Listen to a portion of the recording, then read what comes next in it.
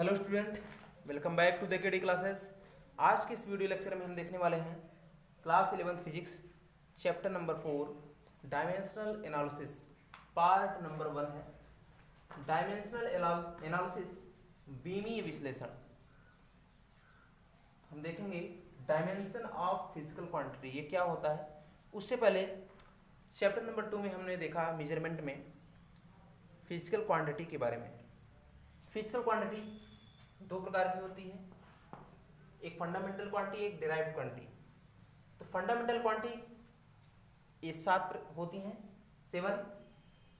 तो फंडामेंटल जो केवल यूनिक होती हैं, स्वतंत्र होती हैं, जिनको हम किसी के टर्म में रिप्रेजेंट नहीं कर सकते हैं। तो आप देखेंगे length, mass, time, temperature, electric current, luminous intensity, amount of substance. और दो ये आपकी क्या है, सप्लीमेंट्री क्वांटिटी, एंगल और सॉलिड एंगल, अर्थात ये 9th क्वांटिटी है जो फंडामेंटल क्वांटिटी के अंतर्गत आती है। तो लेंथ का रिप्रेजेंटेशन तरीका हमारा एल है, mass M, temperature T, time T, temperature kelvin, electric current ampere, luminous intensity candela, amount of substance mole, angle को रेडियन में और सॉलिड एंगल को SR रेडियन में।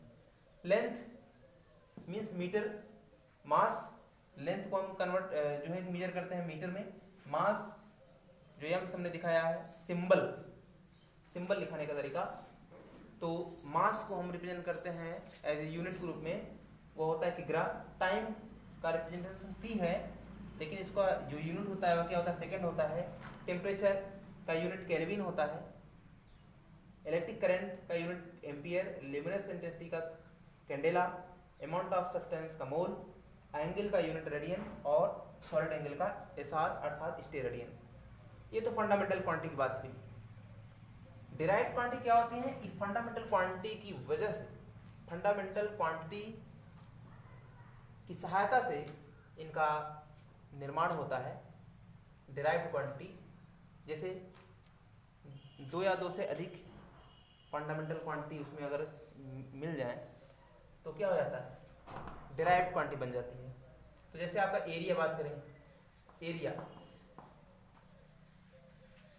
Volume, force. आप देखेंगे एरिया में लेंथ इंटू ब्रेड्थ। लेंथ तो आपकी ब्रेड्थ भी एक प्रकार का लेंथ ही है, डिस्प्लेसमेंट आपका लेंथ ही होता है। तो यानी एरिया में क्या है, लेंथ और ब्रेड्थ, यानी लेंथ एक प्रकार से इसमें 2 बार सम्मिलित है।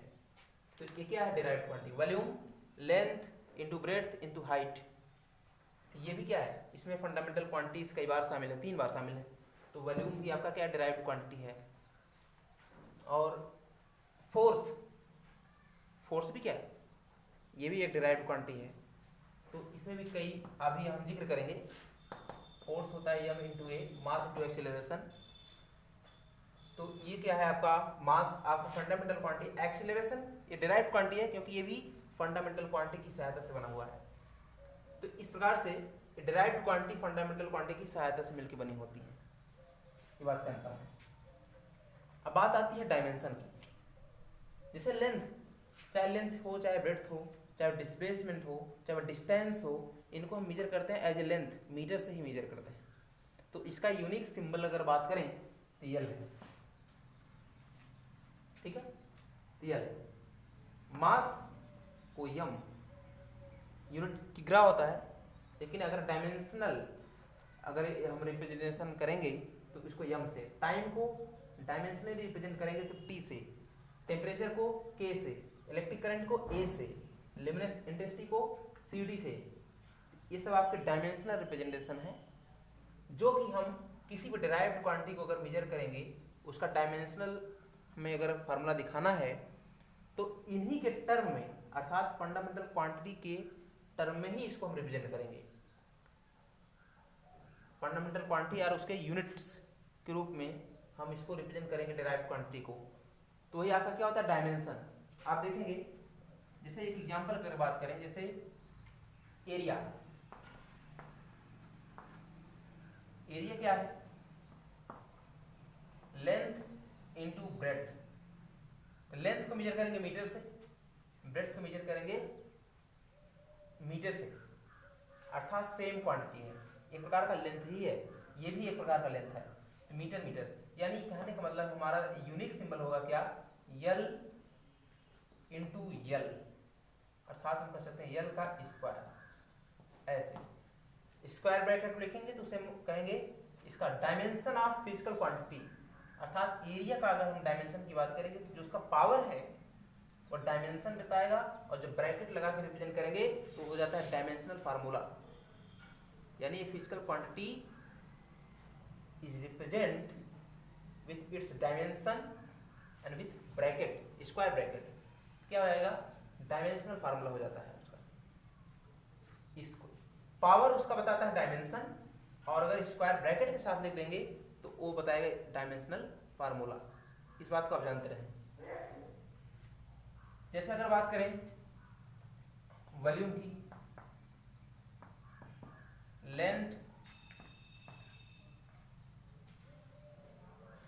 और ब्रेड्थ इनटू हाइट, तो लेंथ, ब्रेड्थ और हाइट ये सब क्या है? लेंथ ही एक प्रकार के, मीटर से ही नापेंगे हम। तो कहने को इसमें यल जो लेंथ की बात है वो 3 बार शामिल है, तो यल का पावर 3, ये डायमेंशन इसका हो जाएगा। ब्रैकेट के साथ लिखेंगे डायमेंशनल फार्मूला, और जो पावर होता है अर्थात किसी भी डिराइव्ड क्वांटिटी में जो फंडामेंटल क्वांटिटी है वह कितनी बार शामिल है, हाउ मेनी टाइम्स, तो अर्थात 3 टाइम्स। 3 टाइम्स मतलब उसका पावर ग्रुप में, ये जो है आपका इसका जो पावर है यही डायमेंशन बता रहा है, यानी इसको हम लिख सकते हैं, इसको आप जानते रहें।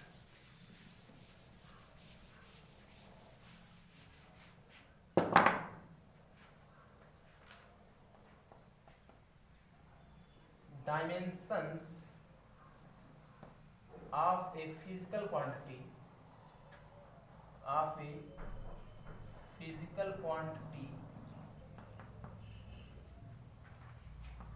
is the power of fundamental quantity,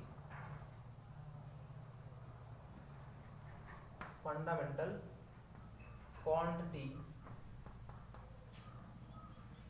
dimension of a physical quantity is the powers of fundamental quantity,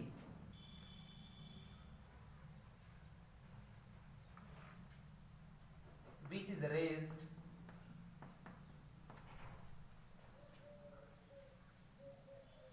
यहाँ पे हो जाएगा, हमने लिखा to which it is raised to represent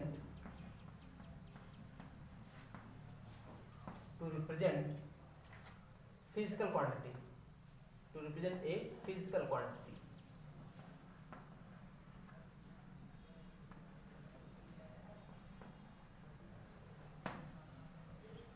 Dimension of a physical quantity is the power of fundamental quantity. Fundamental का जो quantity का जो पावर होता है वह डायमेंशन होता है, is the power of fundamental quantity to which it is raised to represent of physical quantity. यानी किसी भी फिजिकल क्वांटिटी का मतलब होता है भौतिक राशि, किसी भी फिजिकल क्वांटिटी का जो डायमेंशन होता है वह फंडामेंटल क्वांटिटी या फंडामेंटल उसका यूनिट्स पर जो घात होता है, चढ़ी हुई जो घातें होती हैं वही उस फिजिकल क्वांटिटी का क्या होती हैं? डायमेंशन होती हैं या विमा होती हैं। हिंदी में अगर बात करें, किसी भी भौतिक राशि की जो विमाएँ होती हैं वह मूल राशि के या उसके मात्रक पर चढ़ाई हुई जो घातें होते हैं वही उसकी क्या होती है? विमाएँ होती हैं, यानी डायमेंशंस होते हैं। इस प्रकार से ये तो रहा डेफिनेशन की बात। अगर एग्जाम्पल की बात हम करें, एग्जाम्पल की बात करें, जैसे फॉर एग्जाम्पल अभी अभी हमने बात की है एरिया की, उससे पहले हाँ एरिया, एरिया किससे मिल गया, लेंथ इनटू ब्रेड्थ। और लेंथ का भी हमने बताया था उसका डायमेंशन क्या होता है, यल होता है, और ब्रेड्थ का क्या होता है, वो भी यल ही होता है। इसमें कितनी बार शामिल है यल, यल स्क्वायर, ऐसा उसका डायमेंशन ही बता रहा है, पावर उसका डायमेंशन है। और यल क्या है, एक बेस क्वांटिटी अर्थात फंडामेंटल क्वांटिटी है।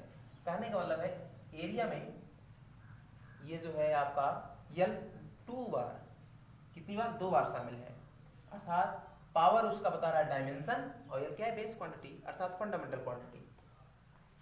बात करें इसी प्रकार वॉल्यूम की, वॉल्यूम की बात करेंगे तो यल इंटू ब्रेड्थ इंटू हाइट, ये भी लेंथ है, ये भी लेंथ है, ये भी एक प्रकार का लेंथ ही है। कितनी बार लेंथ शामिल है, L into L into L हो जाएगा यल क्यूब। इसका जो डायमेंशन कितना हो जाएगा, 3, डायमेंशन क्या हो जाएगा, 3 हो जाएगा। तो इसको हम स्क्वायर ब्रैकेट के साथ लिख देंगे तो बन जाएगा क्या, डायमेंशनल फार्मूला। और आप जानते हैं कभी भी जब हम डायमेंशनल फार्मूला को लिखते हैं उसमें मास, लेंथ और टाइम को इंक्लूड करके लिखते हैं। मैकेनिक्स में सबसे पहले जब जनरली क्या होता है, 3 ही फंडामेंटल क्वांटिटी आई थी, मास, लेंथ और टाइम। उसके बाद जैसे जैसे डेवलपमेंट हुआ फिजिक्स में तो 7 क्वांटिटी सपोज की गई, फिर मान लीजिए 9 सप्लीमेंट्री क्वांटिटी आई। तो जनरली क्या होता था, किसी भी फिजिकल क्वांटिटी को का जो डायमेंशन फार्मूला यूज करते थे तो उसमें मास भी होता था, यल भी होता था और टाइम। इसमें यल है, मास और टाइम नहीं है।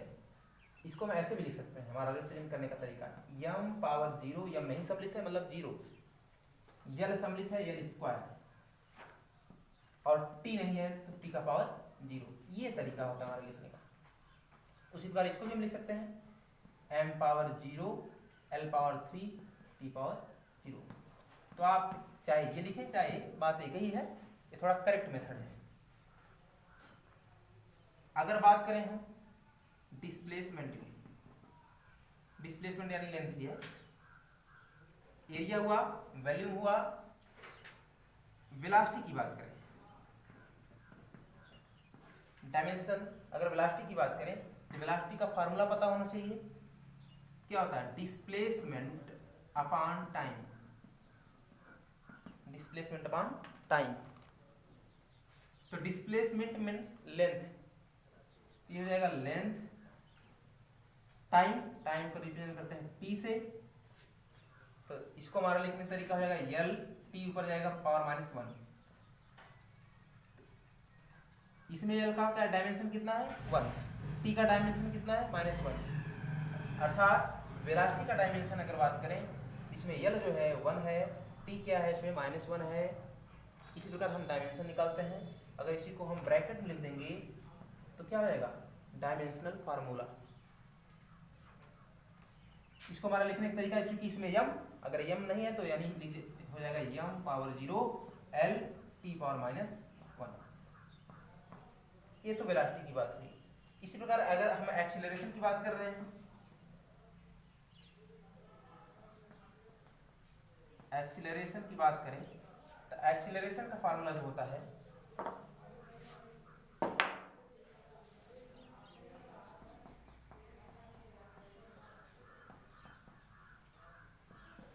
वो क्या होता है, velocity upon time, velocity upon time.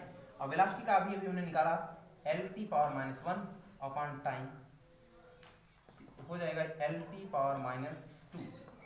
अगर ब्रैकेट में साथ लिख सकते हैं डायमेंशनल फार्मूला हो जाएगा, एल का पावर 1, टी का पावर -2, पावर उसका डायमेंशन हो जाएगा।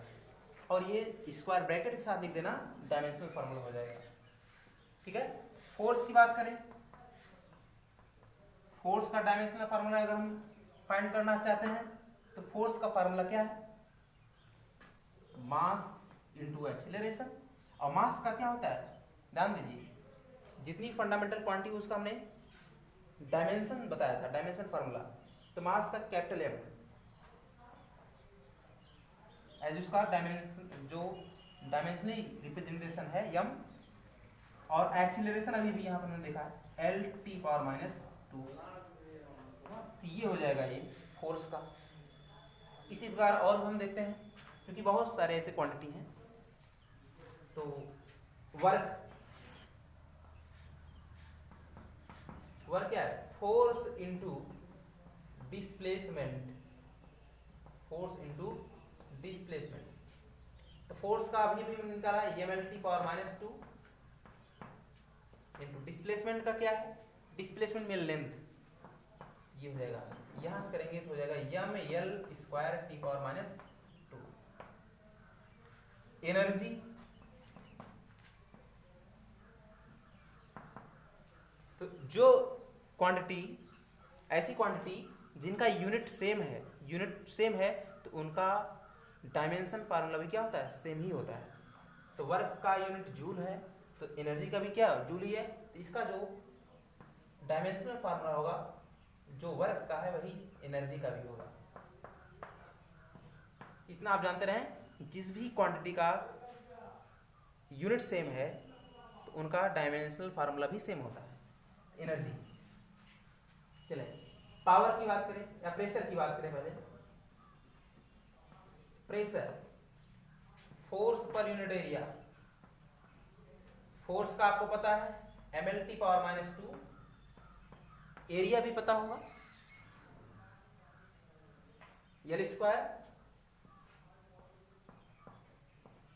तो हुआ इसका फार्मूला mL, L ऊपर जाएगा तो यहाँ हो जाएगा L⁻⁻1 और T⁻²। तो ये रहा प्रेशर का फार्मूला। तो इस प्रकार से इस फार्मूला है। किसी भी फिजिकल क्वांटिटी को हम जो है उसका डायमेंशनल फार्मूला कैसे निकाल सकते हैं, उसका फार्मूला पता होना चाहिए, यूनिट पता है तो हम आराम से निकाल लेंगे। तो आप इसको नोट करेंगे, इसको नोट करें। जैसे कुछ और क्वांटिटी हम अगर लेते हैं, मान लीजिए